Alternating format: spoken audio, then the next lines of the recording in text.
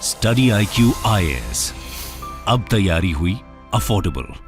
नमस्कार दोस्तों, जैसा कि आप सबको पता है कुछ महीने पहले जो उद्धव ठाकरे की सरकार है महाराष्ट्र के अंदर वो गिर गई थी बिकॉज उनके जो पार्टी के मेंबर्स हैं जैसे एकनाथ शिंदे वो अलग हो गए थे। जो शिंदे हैं वो बहुत सारे MLAs MPs को अपने साथ ले आए और उन्होंने बीजेपी को ज्वाइन कर लिया और इसकी वजह से इस समय शिंदे जो हैं वो चीफ मिनिस्टर बने हुए हैं। लेकिन अब प्रॉब्लम क्या है कि 2 नवंबर को, अभी जस्ट अगले महीने 2 नवंबर को वहां पर एक बाई इलेक्शन होना है क्योंकि वहां पर जो MLA थे उनकी मृत्यु हो गई थी।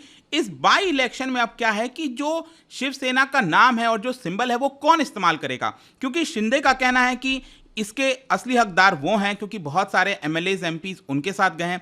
लेकिन यहाँ पर जो उद्धव ठाकरे कह रहे हैं कि उनका कहना है कि नहीं, जो नाम और सिंबल है शिवसेना का वो उन्हीं को इस्तेमाल करने देना चाहिए। तो यहाँ पर इलेक्शन कमीशन ने क्या किया है कि जो सिंबल और नाम है शिवसेना का उसको फ्रीज कर दिया है। ये आप देख सकते हो, पोल body freezes bow and arrow symbol as Thackeray Shinde fight over real Sena. तो इसको डिटेल से मैं आपको बताऊंगा कि ये पूरा मामला है क्या, किस तरीके से यहां पर चीजें आगे होंगी, यहां पर आगे ये लोग क्या करेंगे, कौन सा सिंबल और नाम इस्तेमाल करेंगे, इसका मतलब क्या है, काफी कुछ जानने को है। चलिए आगे बढ़ते हैं। लेकिन उसके पहले एक इंपॉर्टेंट खबर मैं आपको दोस्तों बता दूं कि PCS का एक अलग चैनल बन चुका है स्टडी IQ का। तो आपको सर्च बटन में जाना है यूट्यूब के और PCS सारथी टाइप करना है और वहां पर आपको तुरंत जो इसका चैनल का लिंक है वो मिल जाएगा। इसके अलावा अगर आपको UPSC की तैयारी कर रहे हैं तो दोस्तों हमारा जो बैच है स्टडी IQ का उसका आखिरी बैच, जी हाँ, इसका आखिरी बैच फॉर 2023 ये लॉन्च हो चुका है। यहां पर आप ज्वाइन करिए। अगेन लिमिटेड सीट्स हैं, सिर्फ 19,000 में ये पूरा कोर्स आप ले सकते हैं।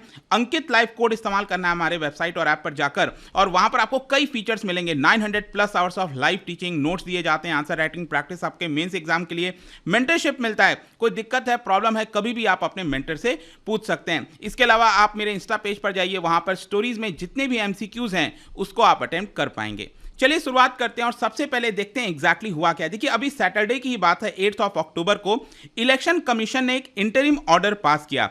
इस इंटरिम ऑर्डर में यह कहा कि शिवसेना का जो नाम और ये जो सिंबल आप देख रहे हो, ये जो बो एंड एरो आपको पता ही है शिवसेना का सिंबल है और जो नाम है वो यहां पर कोई भी फैक्शन यूज नहीं कर सकता, चाहे शिंदे का कैंप हो या फिर जो ठाकरे का कैंप हो, कोई भी इसका इस्तेमाल नहीं कर सकता, ऐसा यहां पर इलेक्शन कमीशन ऑफ इंडिया ने कहा। और ये आप एग्जैक्टली देख सकते हो जो वर्डिंग्स का इस्तेमाल किया गया है कि neither of the two groups which is led by Eknath Shinde and Uddhav Thackeray, वो यहां पर पार्टी का नाम इस्तेमाल नहीं कर सकेंगे ये वाले इलेक्शन में, और साथ ही साथ ये जो सिंबल है वो भी वो लोग इस्तेमाल नहीं कर सकेंगे। अब फिर क्या इस्तेमाल किया जाएगा? यहां पर इलेक्शन कमीशन ये कह रहा है कि both group shall be known by such names as they may choose. तो यहां पर दोनों ठाकरे और शिंदे को अपना एक नया नाम और सिंबल जो है वो चुनना है पार्टी के लिए, ताकि 2 नवंबर को जो इलेक्शन होगा उसके अंदर वो उस नाम और सिंबल से पार्टिसिपेट कर सकें। अब ये सारी चीजें क्यों हुई हैं? इट इज मेनली बिकॉज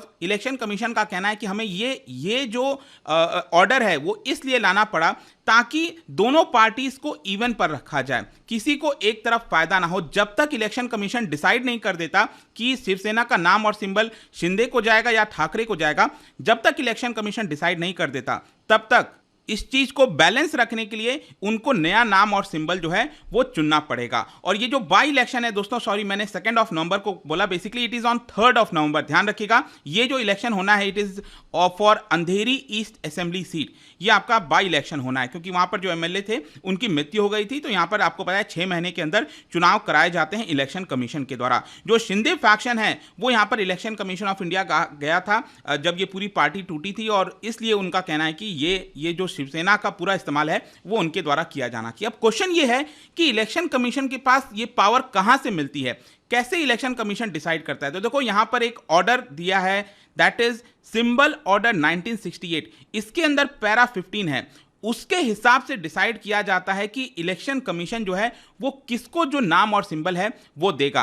अब होता क्या है कि शिंदे कैंप, जैसे कि मान लो एक तरफ शिंदे हैं एक तरफ ठाकरे हैं, दोनों क्लेम कर रहे हैं इस चीज को, तो फाइनल जो डिसीजन होगा वो इलेक्शन कमीशन को खुद से लेना है। अब इलेक्शन कमीशन कई सारी चीजों को देख सकता है। अब आप में से कई लोग सोचेंगे कि आखिरकार ये डिसाइड कैसे किया जाता है। मान लो अभी आपने देखा होगा महाराष्ट्र के अंदर शिवसेना के कई सारे MLAs थे, ठीक है, 50 के आसपास MLAs थे मुझे जहां तक ध्यान है। तो उसमें से ज्यादातर एमएलए क्या हुए, 38 या 40 के आसपास, वो चले गए शिंदे की तरफ, राइट। और जो ठाकरे कैंप है उनके पास बहुत कम एमएलए बचे। तो इससे क्या निकल कर आता है, क्या एमएलए इतने सारे शिंदे के पास चले गए तो क्या इसकी वजह से ये जो नाम और सिंबल है वो शिंदे जी के पास चला जाएगा? ऐसा नहीं है। यहां पर बेसिकली क्या होता है, ध्यान रखिएगा कि इलेक्शन कमीशन सिर्फ एमएलए और एमपीज के बेसिस पर डिसाइड नहीं करता है।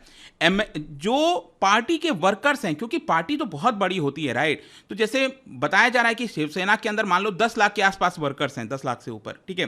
तो सिर्फ एमएलए और एमपीज की संख्या तो बहुत कम है, तो क्या सिर्फ इसी के बेसिस पर डिसाइड होता है? नहीं। अगर इसके बेसिस पर डिसाइड होता तो यहां पर तो क्लियर हो जाता कि ये तो शिंदे के पास चले गए, तो यहां पर दे दिया जाता। ऐसा नहीं होता है। यहां पर जो पूरे पार्टी के वर्कर्स हैं, उनके अंदर जो अलग अलग पोस्ट हैं पार्टी के अंदर, उन सारी चीजों को इलेक्शन कमीशन देखता है और उसके बाद यहां पर फाइनली डिसाइड किया जाता है। और ध्यान रखिएगा, इलेक्शन कमीशन का जो डिसीजन है वो फाइनल होता है, ठीक है। तो ये एक इंपॉर्टेंट चीज है। मैं आपको एक एग्जांपल बताता हूं। ये एक दुविधा हुई थी 1987 में। आपको पता है तमिलनाडु के अंदर जयललिता जी अब तो नहीं रही, लेकिन उनकी पार्टी है AIADMK।